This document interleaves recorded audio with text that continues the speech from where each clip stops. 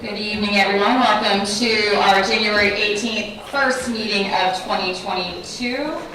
Please rise for the invocation followed by the salute to the flag led by Mr. Jansen. Let us pray. Good and gracious Heavenly Father, we just ask you for your blessings as we enter into this new year, and that we were able to get some guidance as to build this city and your glory.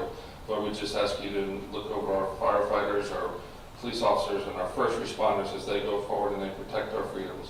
Lord, we're just most gracious for your Son, Jesus, for it's in his name we pray. Amen.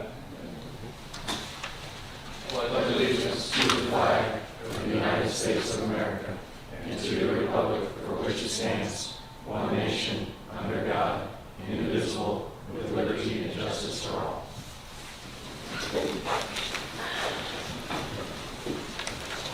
This meeting is called to order. Before we do roll call, I'd just like to mention that one of our colleagues, Sandy Golding, is joining us via speakerphone today. Madam Clerk, roll call. Councilmember Dumont? Here. Councilmember Golding? Here. Councilmember Jansen? Here. Councilmember Meza? Here. Councilmember Nichols? Here. Councilmember Stokes? Here. Mayor Hoffman? Here. Moving on to item A, approval of minutes. Can I bring up something first? Am I able to? Am I able to bring up something first? Is it, What about being able to vote for? okay, sure. I just want to make sure that we have consensus on council for an absent member to be able to vote from phone, and if that is the direction we want to go, if there's any limitations or any requirements to allow a absent council member to vote remotely. I think that's something that we need to do before we start going through and approving stuff. Sure. I assume the city attorney was consulted on this matter. Do you want to weigh in? Yes, Madam Mayor. I was consulted before tonight's meeting. There is no provision in state law that prohibits participation in voting from a remote location.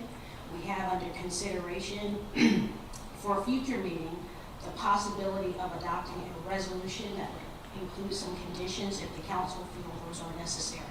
But as of right now, there are no prohibitions under law. Thank you.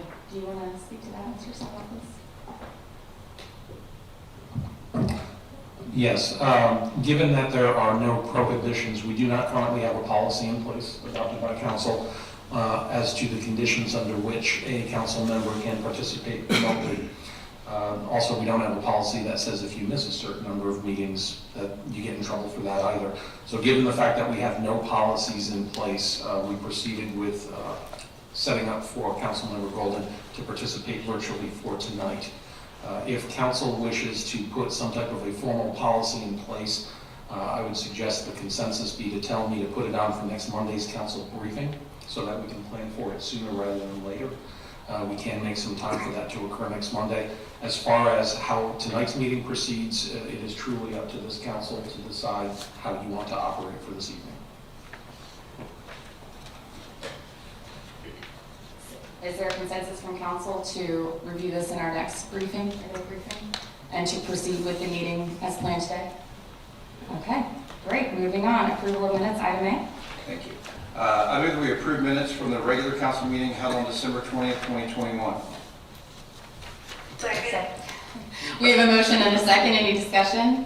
All in favor, please signify by saying aye. Aye. Any opposed? Motion carries. Motion carries. Item B. I move that we approve the minutes from the council briefing held on January 10th, 2022. Second. We have a motion and a second. Any discussion? All in favor, please signify by saying aye. Aye. Any opposed? Aye. Motion carries. Okay, announcements. Let's start with Ms. Golden, who always has some useful information for our council and audience. Thank you, Mayor. I appreciate you guys accommodating my remote attendance tonight. First of all, I want to thank the mayor for participating in the State of the Beaches meeting that was held on January 12th. For anyone who was not able to watch that meeting the night of January 12th, You can find it at www.beacheswatch.com. The mayor did a great job presenting information about what happened in Jack's Beach in 2021 and the plans for 2022. And if you're interested, you can hear about what's going on in our sister cities, Atlantic Beach and Neptune Beach. And then just want to make this information available for the public that we do have a special city council briefing this Thursday to discuss the height limit and liquor licenses. That'll be at 5:30 and it'll be a virtual meeting and people can watch it via YouTube. And then there's also an Urban Trails Master Plan meeting that is going to be via Zoom on January 26th at 10 a.m. And you can get the Zoom link, I believe, from the city's website. What's important about that meeting is there's going to be discussion about the Pendulum Road corridor concept and coordination. And, you know, Pendulum Road is very important part of this urban trail network. And there's also going to be discussion about connections to Neptune Beach and the Seagate Avenue design concept, as well as A1A crossings. And then there is a Code of Ethics training on Friday, January 28th at 3 p.m., and I believe that's going to be in council chambers. So, thank you, Mayor. Thank you, Ms. Golding. Mr. Nichols? Hi, yes, I've got two separate issues that I want to bring up, and the reason I'm bringing up here is because time is of the essence of both of these issues. Recently, I found out the city of Jacksonville was developing an RFP for management of the pier, so when the pier opened, they would go through that process. I'd like to get consensus of the council to have City Manager Stephanopoulos request from the city of Jacksonville to turn over management and operations of the pier to the city of Jacksonville Beach. Not ownership, but just operation, management and operations of it. So we can be the people that go through the RFP, we can determine what we find important, create the grading system, and be involved with, so it'll be more in the focus and the eye of the city of Jacksonville Beach as opposed to the city of Jacksonville. And that's the first thing I'd like to see if we can get consensus on from the council. Did you turn your light on for this item or for? Yes. I think it's a great idea. I know the city of Jacksonville owns it, but if we manage it, I think we would do a better job, probably take pride in it, and it's something that we look forward to seeing the pier open, so I'm all about it. Mr. Hanson? I'm in favor for it. Even my predecessor was talking about this, so I definitely support it, and thank you for taking the lead on that. So I think we have consensus to further discuss. Okay.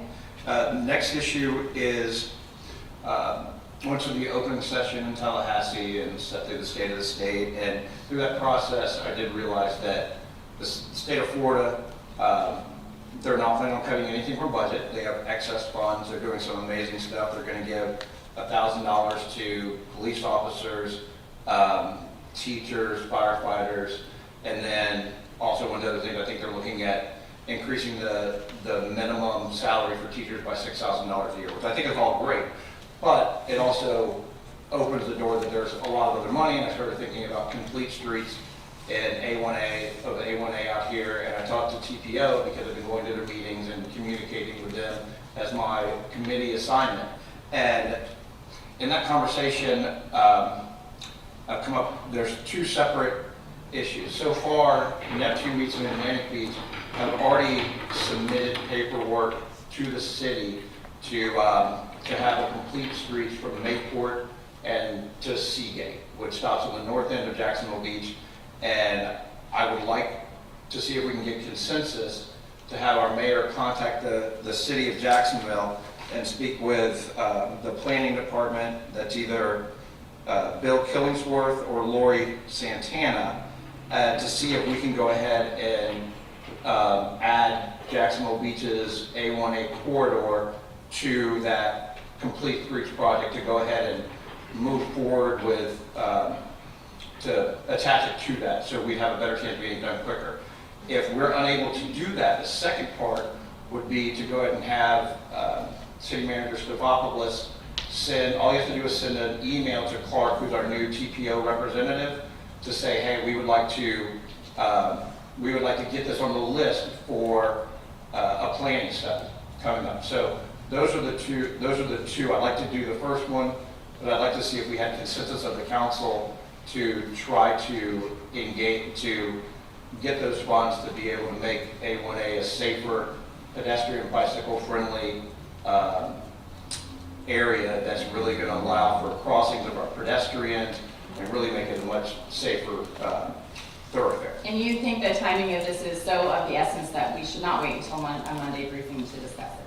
I think we can go ahead and make the request. I'm hearing that it's all coming up with their February meeting, and so it is. They've got to do some work, add to the sketches, make a couple adjustments to it. That's the only reason I was bringing it up now. So yes, I feel. So it's kind of an off-cycle request where if this doesn't work, then we would just go into the regular TPO cycle. Yes. Okay. Any objections? I know this is a little out of protocol, but I think there's just some time sensitivity here. So, Mr. Jansen? You don't know a date or as far as when that RFP is going to be? Well, I'm sorry, the TPO and the city of Jacksonville for the complete streets, they are finalizing their plan now from what I am told. So I don't have an exact date, but I was told by TPO that we need to make this as quickly as possible. Any concerns, Mr. Southoff? I was going forward with that. I do not have any concerns. Obviously, it's a two-step process. Contact City of Jacksonville first to see if it can be added to the existing project. In the event that it can't, contact the TPO and see if we can add it into their normal process for a planning study.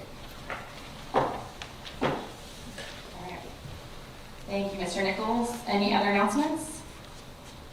I would like to thank the Road at El Martin Cultural Heritage Center for hosting the Martin Luther King Jr. event on Saturday. It was a beautiful day. It was a very nice event. Thank you to Ms. Dumont and Ms. Robinson for attending and representing the city of Jacksonville Beach. And hopefully this will be something that they can continue to grow and expand on for future years.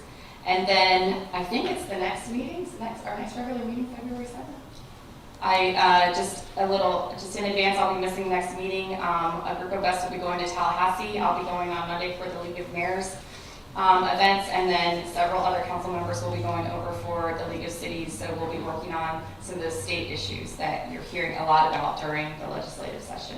Any other announcements? Okay, courtesy of the Florida visitors, I have one speaker card from Nicole Davinoche. Did I say that correctly? I know I always mess it up. If you come up, give us your name and address, you have 3 minutes to address the council. Good evening, Nicole Davinoche, P.O. Box 31101 Atlantic Beach, Florida. I'm a resident actually of Neptune Beach, but I'm also the Florida Policy Manager for the Surfrider Foundation and a member of the First Coast Chapter. Hello, Mayor and council members, thanks for listening. I unfortunately missed the last meeting. I just wanted to come in person. I know it sent you a letter, but I wanted to say in person that the First Coast Surfrider Foundation and our volunteers and members are really concerned about considerations to open up the 35-foot building restriction on our shores, especially when we're in FEMA red zone. This is a time when barrier islands are already struggling as based on a resolution coming up for flooding mitigation. Along with some of the issues with structural inspection failures in high-rise developments and resident evacuations. The decision to add these larger structures to our community is nothing most of us residents here understand, especially when all the beaches, cities here are all under the 35-foot cap. 2004, as you know, this was voted onto the charter. Majority of residents, 76%, wanted this, despite the push from some outside monetary interests. Throughout our community, there's significant concerns to protect our water quality. We just had another breach, massive amount of sewage heading into our waterways, along with our growth levels and our infrastructure that is aged. We would think that that's where our interests would lie for any kind of development. Obviously, this is inevitable. It's going to further limit potential beach access to patrons. And we see that in other high-rise developed communities. Also of consideration is the physical impact to our area with shifting sands and rising sea levels. It just is a risky and unfavorable choice. We also are already seeing this in Mayport, which is not currently under the City of Atlantic Beach's jurisdiction. You can see the high-rises going up there as they're under the rules of the City of Jacksonville. This is not in our entire island's best interest in creating more resiliency and protecting our residents and businesses from high water events. Underneath the foundation, as you know, of our barrier islands, it's porous, it's limestone. We would be worsening our water table with more strains upon it. Erosion, disappearance of our groundwater, it takes heavy tolls on our island, and it causes gradual settling, as we've already seen in the southern portion of our island. Rising tides, climate change, it means these coastal buildings and their foundations sit in water longer than in the past, and it jeopardizes current structures further. We'd love to continue the discussion with this on you. 3 minutes is clearly not enough, but this coming week will be an online meeting. We would love to have the opportunity to comment further. Additionally, thank you so much for heading to Tallahassee. We hope that you'll consider opposing Senate Bill 280, Hudson's bill on local ordinances, as well as the accompanying bill on local government, which will prevent us from having any kind of home rule here in our beautiful city and on our barrier island. Thank you all so much, and have a great evening. Thank you for your service to this area. Thank you, Ms. Davinosh. We have a special guest this evening. Our next announcements from Amanda Napolitano of the Donna Foundation, which you may recognize as affiliated with the Donna Marathon that is coming right up. Good evening, everybody. I'm just here in gratitude. I wanted to come and personally thank all of you on behalf of the Board of Directors of the Donna Foundation and our staff for supporting us as we return to celebrate in person our 15th anniversary of the National Marathon to Finish Breast Cancer, with a side of virtual events for those not yet ready to come back. Right here in Seawalk Pavilion and Lincoln Plaza. We are almost ready to go for February the 4th through the 6th, 2022, so it's coming up in just a few short weeks. The Friday and Saturday events will be in downtown Jacksonville at the fairgrounds, but Marathon Sunday will be hosted right here in Jacksonville Beach. And I want to thank you for your support. All of your teams have been wonderful, public safety teams, parks teams, in ensuring that we have a safe and celebratory event that all supports the programs of the Donna Foundation, which to date we have served over 15,000 families in this community and beyond, living with breast cancer to help their financial critical needs. We have funded more than $3 million to groundbreaking breast cancer research, and we've celebrated hundreds of thousands of people to celebrate survivorship of breast cancer across all of our finish lines. So I wanted to thank you for your support with that. Available to answer any questions that you have, but I think we're just about ready to go. Thank you. Council, have any questions for Amanda? I would say something I try to do is keep an eye out for social media, and if they have important information, especially for our residents, how they'll be impacted, if you can share it onto your social media just so your followers and things can see that and stay informed. Good luck. Hopefully you have great weather and great start and end location here in Jacksonville Beach. We're excited to have you. Thank you so much. Thank you. All right. Moving on to our regular council meeting items. Item A, presentation from Ashley Gossett. Good evening, Mayor and Council. Before you tonight, you have the monthly financial statements for the month of December.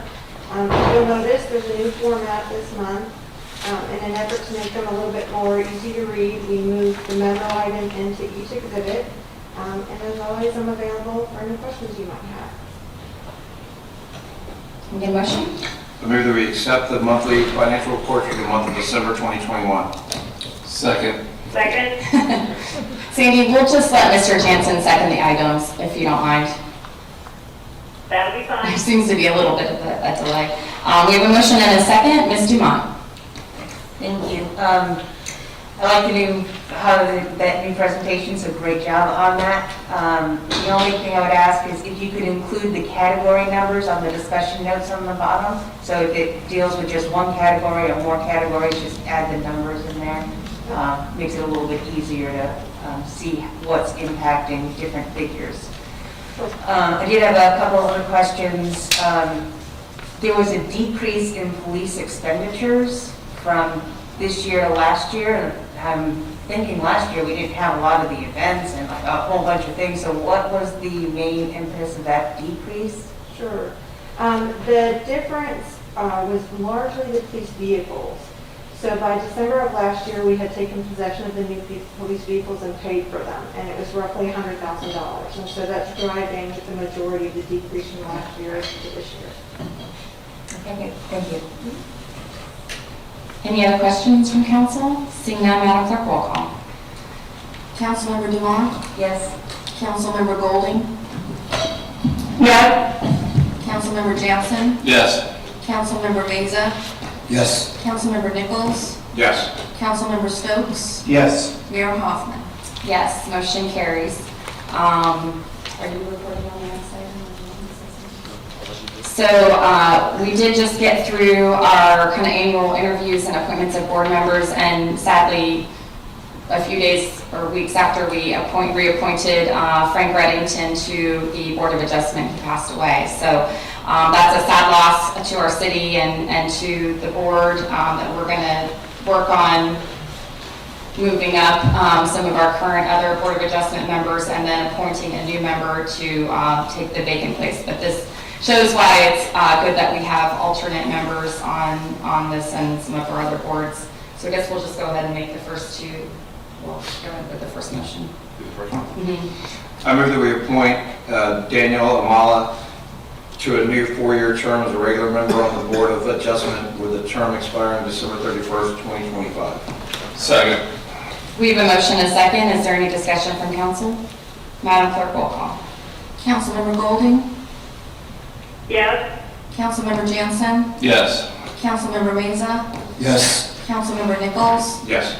Councilmember Stokes? Yes. Councilmember Dumont? Yes. Mayor Hoffman? Yes, motion carries. And the second? I move that we appoint Todd Smith to a new 4-year term as the first alternate to the Board of Adjustment with a term expiring December 31st, 2025. Second. Motion and a second. Any discussion? Seeing none, Madam Clerk, roll call, please. Councilmember Jansen? Yes. Councilmember Meza?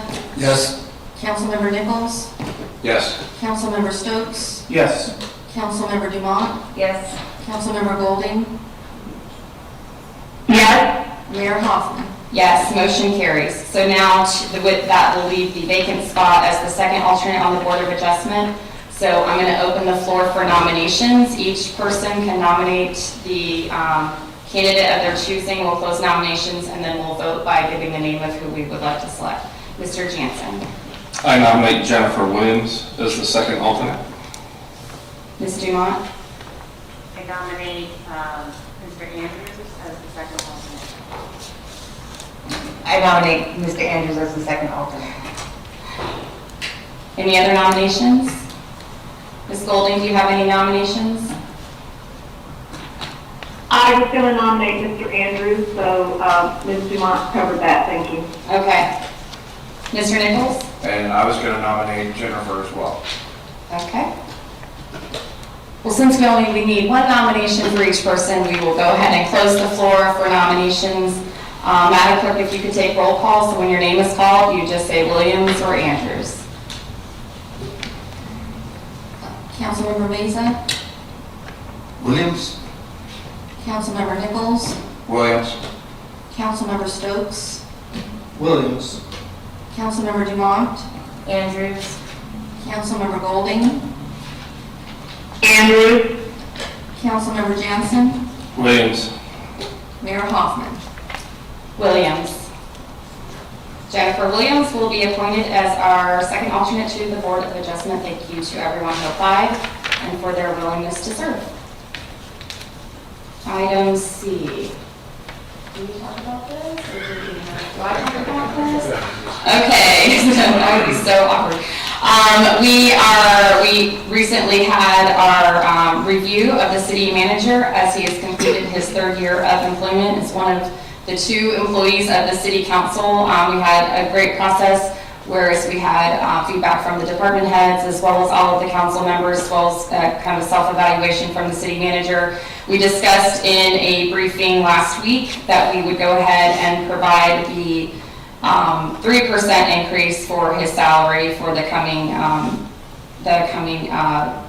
annual year, or I guess the coming employment year. So we'll go ahead and make that motion. I move that we approve a 3% annual merit increase for the city manager. Second. We have a motion and a second. Any questions or discussion from council? Seeing none, Madam Clerk, roll call. Councilmember Nichols? Yes. Councilmember Stokes? Yes. Councilmember Dumont? Yes. Councilmember Golding? Yes. Councilmember Jansen? Yes. Councilmember Meza? Yes. Mayor Hoffman?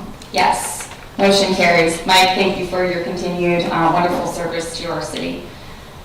Thank you. Next up, item D, looks like Ms. Ned. So good evening, Mayor and Council. Since our last pay study,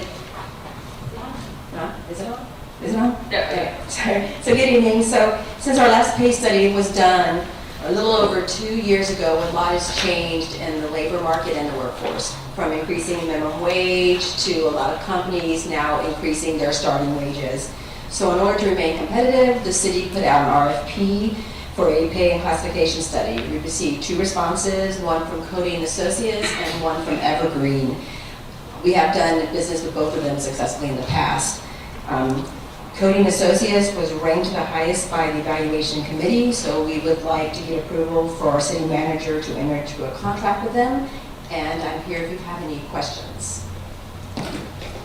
Thank you. Motion? I move that we award RFP number 012122, pay and classification study to Cody and Associates, Inc., and authorize the city manager to enter into a contract with Cody and Associates, Inc. to perform the study. Second. We have a motion. We have a motion and a second. Ms. Dumont? Thank you. I didn't see the detailed scoring sheet, so I'm not sure where one lagged behind the other one. But Evergreen was the one that we worked with most recently. So do you think that, because I didn't see that scoring sheet, wouldn't that require less upfront work for Evergreen versus the one that we went with? Since we were very happy with their deliverables, it was 2 years ago, 1 year ago. So like they're most in tune with our current structure. I'm not really sure it makes a difference. I know that since Evergreen did it, the city has almost revised all of the job descriptions, so they're going to have to go through all of those again. So I think it's going to be a level playing field because of that. Okay, thank you. Any other questions from council? Madam Clerk, roll call. Mayor? Oh, I'm sorry. Mayor, I do have a question. Go ahead. Either for the city manager or for the HR director, could you explain to us what our plans are for going forward as far as, we did the pay classification or study back in 2019. Do we have plans to do this? Obviously, we're doing this again. Do we have plans in the future to do this on a fairly regular basis?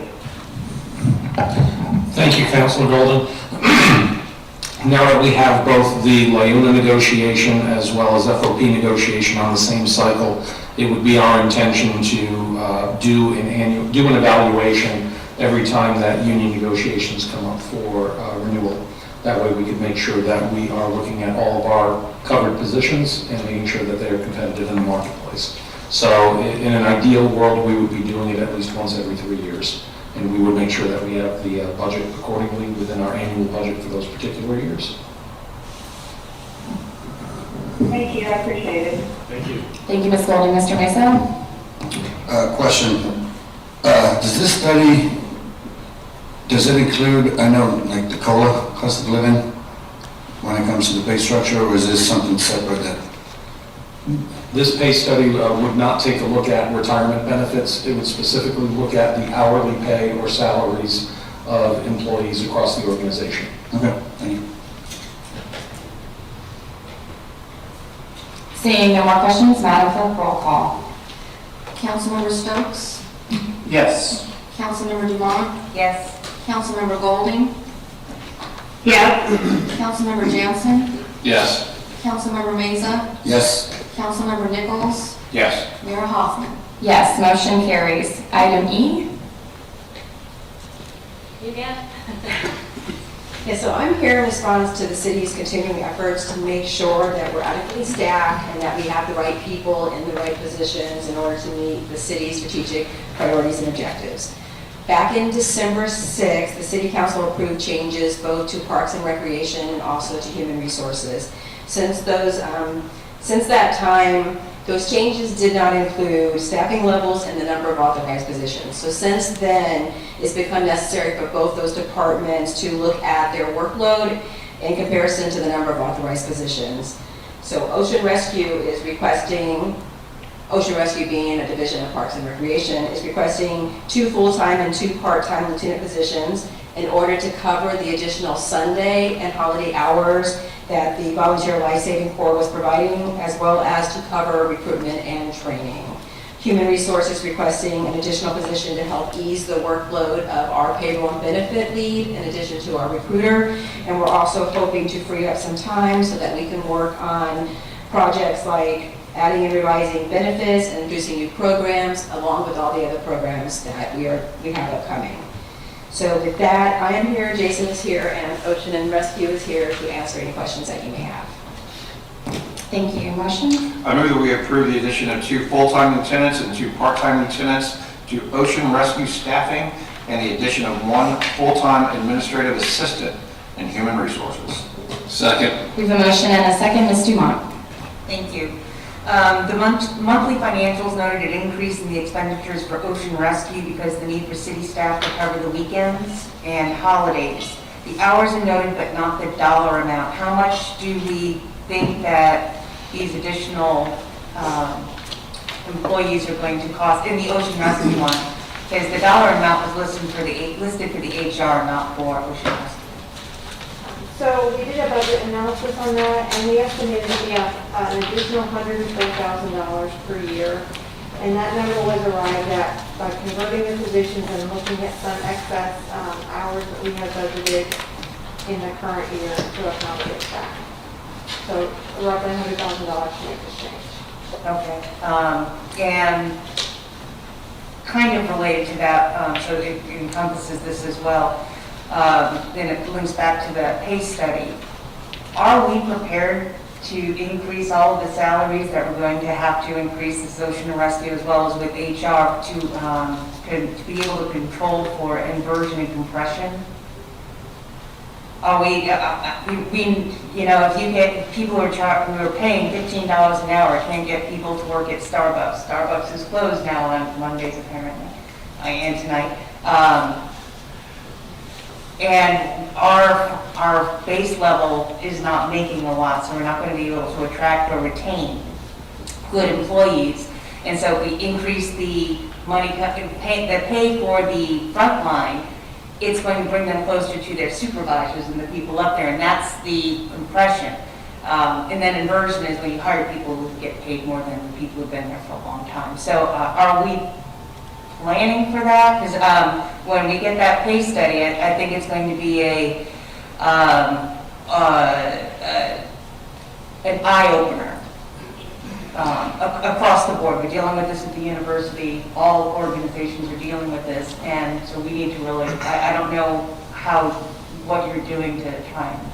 So as part of this pay study and analysis in the past, we have taken into consideration compression and inversion and accounted for that when we put forward kind of the impact statement. And so I think as we go through this process and do an analysis across all citywide positions, that will be accounted for. I don't have an estimate of what that's going to look like at this time.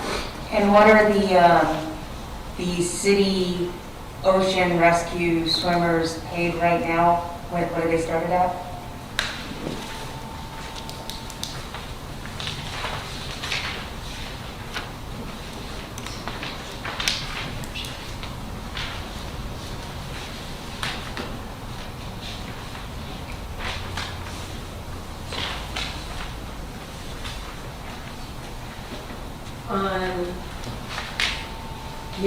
On year one, they're making $12 an hour. And the increase of 100,000 roughly a year is based off of that $12 an hour, not most organizations are basing it off of a $15 minimum that's coming? So that's the entry-level position, the lieutenant position that has a higher starting rate, and that's where we factor in. Right, but for the entry level, you're going to need more entry level people to cover the weekends as well. So the $100,000 is strictly for the changes that are being proposed as part of this memo. For the staffing of Ocean Rescue as a whole, I think we're still working on those costs. Thank you. Mr. Nichols? Oh, and one other question. So when you're doing this, when you're looking at the hourly rates, if there's a value to the benefits that they receive as city employees, can we try to put a dollar amount of the value of the benefits so we can kind of try to compare that to people that are not getting benefits outside of our city? Is that possible? One of the things we always try to take a look at when we look at our competitiveness across markets is what we offer in terms of pay, and then also from a comparative benefit perspective. We want to make sure we're in the ballpark when we're talking government to government. Some of the issues that we're having as an organization isn't so much government to government as much as it is government to private sector. So to give you an example, and I mentioned this to Councilor Golding earlier this morning when we had a conversation, when Bank of America advertises that their starting pay is going to $22 an hour for all employees. Doesn't matter what position you hold in Bank of America, you're starting at $22 an hour for 2022, and their goal is to get you to 25 by 25. Now, from a salary perspective, that's pretty high for any entry-level position at Bank of America, but those are specifically the types of positions that we're competing against when we're looking for billing clerks in utility billing or technicians in planning and development. Where we may have a benefit is with regards to our benefit package and what we offer for full-time employment. The question is, how do we market that and advertise it in such a way that it looks beneficial to a mid-20-year-old who's concerned about what's in their paycheck, not necessarily what's a benefit that they can receive 30 years from today. So it will be a comprehensive evaluation that we do to make sure that we are offering a competitive pay and benefits package. But right now, we don't know what we don't know, and until we actually do the evaluation and see where those deficiencies are, we won't know what the impact is actually going to look like. Mr. Vaughn? I just wanted to clarify that part-timers don't get benefits, correct? That's correct. Thank you. And I will say that part of our pay classification study is going to be looking at benefits within other organizations. I would just like to note how much I appreciate seeing the references to goals and objectives within the memo for that item. It's working. Any other questions from council? Seeing none, Madam Clerk, roll call. Councilmember Dumont? Yes. Councilmember Golden? Yes. Councilmember Jansen? Yes. Councilmember Meza? Yes. Councilmember Nichols? Yes. Councilmember Stokes? Yes. Mayor Hoffman? Yes, motion carries. Mr. Barron. Good evening, Mayor and Council. The item before you for consideration is the Pendulum Road Septic to Sewer project that we've been talking about for years. We actually have that out through a bid number, and we've received 3 successful bidders, and we chose the least costly bidder for that project. This is also coming on the culmination, of course, of the Septic to Sewer grant program that you all helped approve last month. That's why this is here today and not here last month. So what I'm asking you to do, of course, is approve the bid as it's shown. The dollar figures on this also do include the $45,000 that we're getting from the St. Johns River Water Management as grant matching funds. And then this project is also ARPA funding eligible, which helps on the other end of it as far as bankrolling this project. And I'm available for any other questions you may have. Thank you, Mr. Barron. Motion? I move that we award bid number 2122-01, Penman Road Septic Tank Phase Out to Mar Homes, doing business as Mayor Construction, in the amount of $287,838, and Construction Administration Services to Jones Edmonds in the amount of $24,000 $468. Second. We have a motion and a second. Any questions from council? Mr. Mesa. I just have a comment and statement. I know last year we went to down to Orlando for a conference, for the League City Conference. We were talking to other municipalities, and they still have tons of property with septic tanks, and we only have, what, 5 or 6? So I think this is great, and kind of glad we're doing this. Thank you. Any other questions or comments? Madam Clerk, roll call. Councilmember Golding, Yes? Councilmember Jansen, Yes. Councilmember Mesa, Yes. Councilmember Nichols, Yes. Councilmember Stokes, Yes. Councilmember Dumont, Yes. Mayor Hoffman. Yes, motion carries. Item G.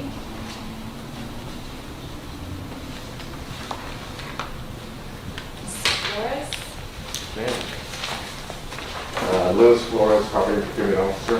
So the item before you is the administration's effort to try and secure or provide additional security in existing facilities.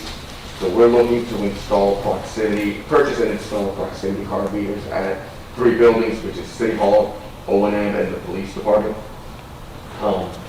The request includes a 15% contingency and a first-year maintenance agreement as well. I'm here available for any questions that you may have. I also have the vendor with me. Thank you. Motion? I move that we approve purchase and installation of proximity card access control readers at 3 city facilities by Siemens Industry, Inc., utilizing Sourcewell contract 030421-SIE in the amount of $307,765. Second. We have a motion and a second. Ms. Dumont. Thank you. I had a couple questions. As I was reading through what the proposal was and what they cover and what it doesn't cover, how are we with the security of our virtual server system? And I know I thought our CIO would be here because I'm looking at being locked out or locked in and how hackable it is. You might be able to answer that second one. Is our current infrastructure capable or able to support this system? So one of the things that was not covered, that they wouldn't be covered in this contract, would be fire alarms and workstations. The city has to be able to provide that. Are they at a level that they would be able to integrate well with this system? So what my answer to that would be, so IT has been brought into this discussion. They've been part of this whole entire process, and we made sure that they were comfortable and felt that the existing infrastructure was capable of meeting the needs. What we ended up doing was we went with Siemens only because they have the camera system, they do have our fire alarm system at O&M, and we're looking to utilize the existing infrastructure and the platforms so that way we can talk to each other. So the proximity card readers will stand, if I'm not mistaken, on their own. It's going to be a virtual server, and it should be, independent of all those other systems. But we do have the capability with cameras and this system to be able to have one platform where we'll be able to go ahead and see all the systems and make sure that they're working concurrently. So when employees of the city log in to a workstation, do we use dual authentication? We currently do not. That is a conversation I was having earlier today with our new information services director. Right now, it is single form authentication to log into our system. That concerns me because of how this is set up. I'm slightly concerned with the security of these buildings, especially when you're looking at O&M and the police and City Hall. And that's one of the reasons that we're proposing to go to a badge reader system. Basically, the access rights for individuals would switch from memorizing a code to get through a door to what's encoded on their badge. But I'm worried about the hackability of it. The hackability Yeah, of... it's easy, with the online system, it's easier for a hacker to be able to gain access physically into our buildings or into our computer system? into our systems, which then control the doors. That's why information services has been brought in to make sure that we're comfortable with the level of security to get into the actual system. Keeping in mind that the dual factor authentication that you're referring to is for any employee logging into our system. It doesn't mean that for human resources who will be administering the software and the access rights may not have to go through a dual authentication to get into the system to modify those rights accordingly. That will be a different access into the system. One of the things we had up front was a big project management discussion as to how this project would work. And while facilities will be responsible for the hardware that is purchased and installed, and information services will be making sure that the data and the server system is appropriate, human resources will be responsible for actually managing the access rights on everyone's individual badge. And that will be controlled through one point of control in human resources. Is this time sensitive? No, it's not. This is a project that we've had on the back burner for about 24 months. We started investigating this as an alternative when there were issues that happened at a governmental facility in Virginia, I believe, a couple of years ago. We started looking at this system, understanding that right now we have basically manual controls at all of our doors. I would be comfortable with moving this to the next meeting when the CIO could address a lot of the questions that I have. I'm sure, Louis, you did a great job, but just a little bit more comfort with IT. Are you making a motion to propose postponement? Yep, I'd like to postpone this to our next meeting. 7th? February 7th? There's a motion to postpone to February 7th. Is there a second? Second.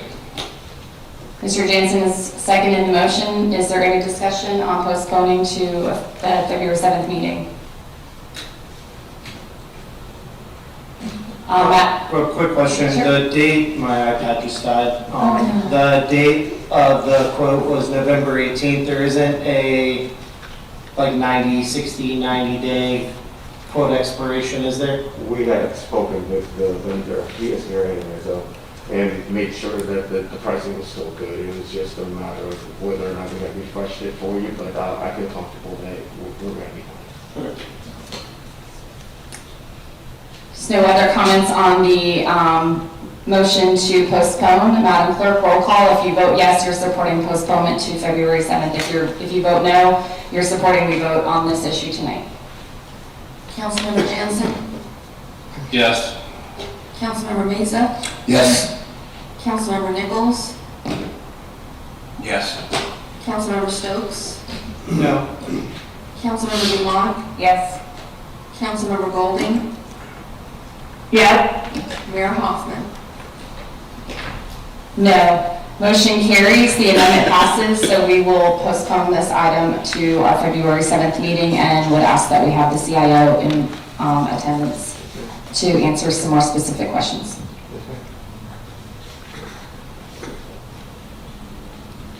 Okay.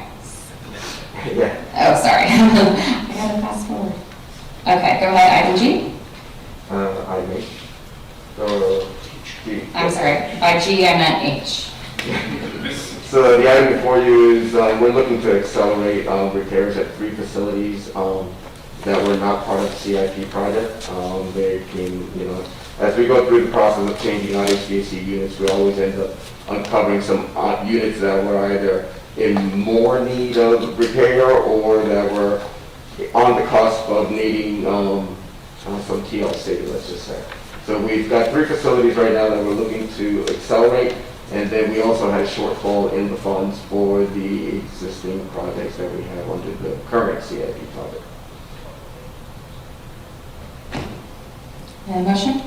I move that we approve additional funding to accelerate the HVAC repairs at 3 city facilities and for a budget shortfall for the current fiscal year for HVAC projects according to pricing provided under Train's GSA Federal Supply Schedule Contract GS-07F-0248K for $66,340. Second.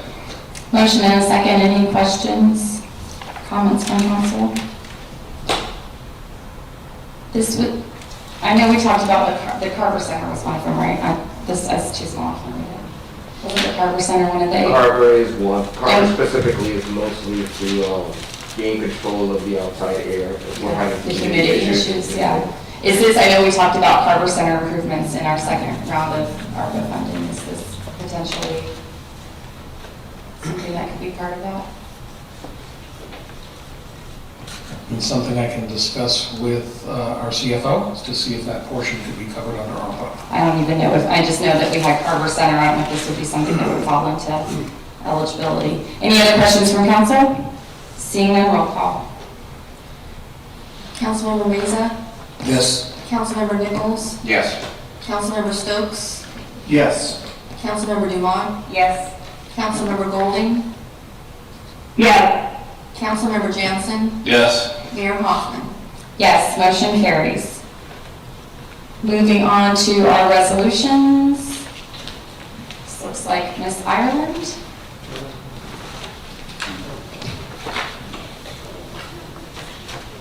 Good evening, Mayor and Council. Heather Ireland, Planning and Development Director.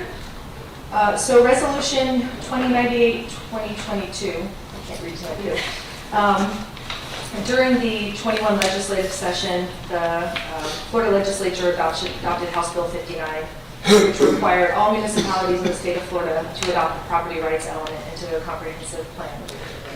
It's in Chapter 163 of Florida statutes. The state was nice enough to provide some model language for us, which staff is recommending that we adopt this model language. This was before the Planning Commission in December, and they have recommended approval by council. And essentially what your approval tonight would be is a tentative approval of this new element to the comp plan that we will transmit to the state of Florida for their review. They take about 45 days to get any comments back to us. And then I'll come back in front of you guys with an ordinance to adopt it officially into the comp plan. So I have one more reading of this. Thank you. Madam Clerk, will you read the resolution by title, please? A resolution of the City of Jacksonville Beach, Florida, tentatively approving amendments to the Jacksonville Beach 2030 Comprehensive Plan for the purpose of adopting a new property rights element of the comprehensive plan to meet the requirements of Section 163.3177, subsection 6, Florida statutes, authorizing transmittal of said amended elements to the Florida Department of Economic Opportunity, providing for adoption of recitals, repeal of prior inconsistent resolutions and council decisions, severability, and an effective date. Thank you. Motion? I move that we adopt resolution number 2098-2022, tentatively approving a property rights element in the 2030 comprehensive plan. Second. We have a motion and a second. Any questions or discussion from council? Seeing none, Madam Clerk, roll call. Councilmember Nichols, Yes. Councilmember Stokes, Yes. Councilmember Dumont, Yes. Councilmember Golding, Yes. Councilmember Jansen, Yes. Councilmember Meza, Yes. Mayor Hoffman. Yes, motion carries. Item B. Resolution 2100-2022 is an amendment to our fee schedule for planning and development. We are just proposing to make two changes. The one that was the catalyst for this is to add a fee for development agreements. We allow them in our code, although we have never done one, so there was no fee established for an application. We actually also created an application. So we are proposing fees similar to comprehensive plan and zoning amendment applications, which would be $1,000 plus advertising costs, which is around $300 per ad, depending on what the beach's leader is currently charging. So the other proposed change is just to remove the fee associated with home occupations, since the state has preempted us on that, and we can no longer charge that fee. So that's just removal of that. Happy to answer any questions. Thank you, Madam Clerk. Will you read the resolution by title? A resolution of the City of Jacksonville Beach, Florida, amending the schedule of permit and land development code application fees, providing for adoption of recitals, repeal of prior inconsistent resolutions and council decisions, severability, and an effective date. Thank you. And a motion? Move that we adopt resolution 2100-2022, amending the fee schedule for permits and land development code applications and establishing an application fee for development agreements. Second. We have a motion and a second. Any discussion or questions? Mr. Nichols? How much do you anticipate this generating from a fee standpoint?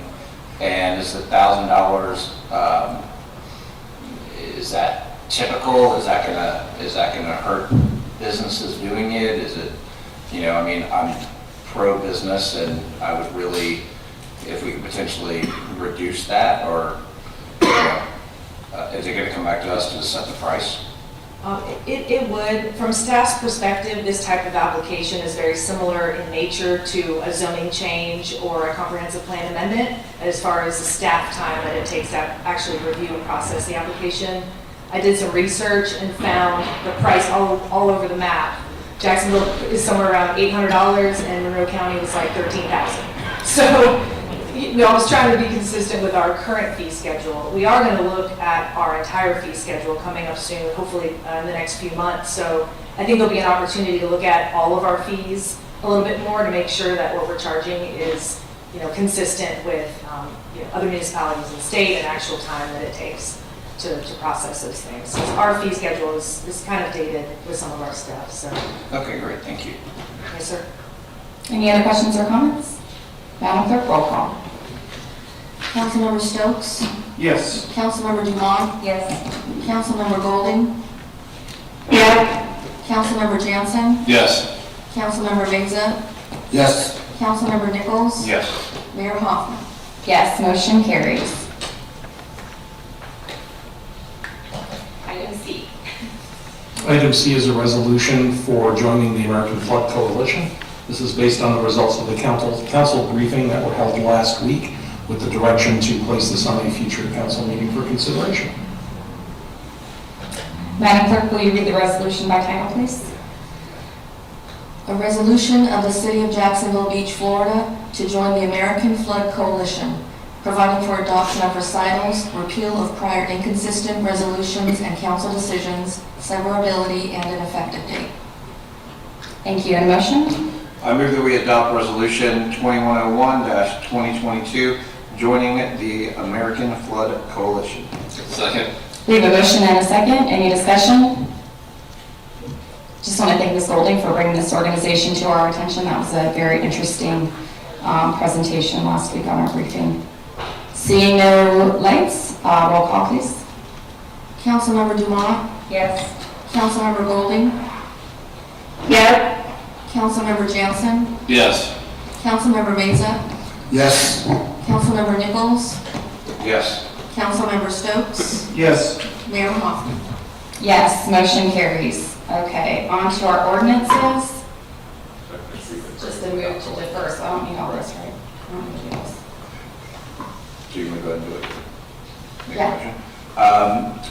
I move that we defer the second reading of ordinance number 2021-8168 for outdoor seating amendments to February 7th, 2022, to meet the statutory requirements for publication of the notice. Second. Everybody should have seen the memo behind this. Any questions or comments from council? Seeing none, Madam Clerk, roll call. Councilmember Golding? Yes. Councilmember Jansen? Yes. Councilmember Meza? Yes. Councilmember Nichols? Yes. Councilmember Stokes? Yes. Councilmember Dumont? Yes. Mayor Hoffman? Yes, motion carries. Okay, our final item is ordinance number 2022-8170. Madam Clerk, will you read the ordinance by title? An ordinance of the City of Jacksonville Beach, Florida, to repeal Code of Ordinances, Chapter 33, Vehicles for Hire, in its entirety, providing for repeal, severability, codification, and an effective date.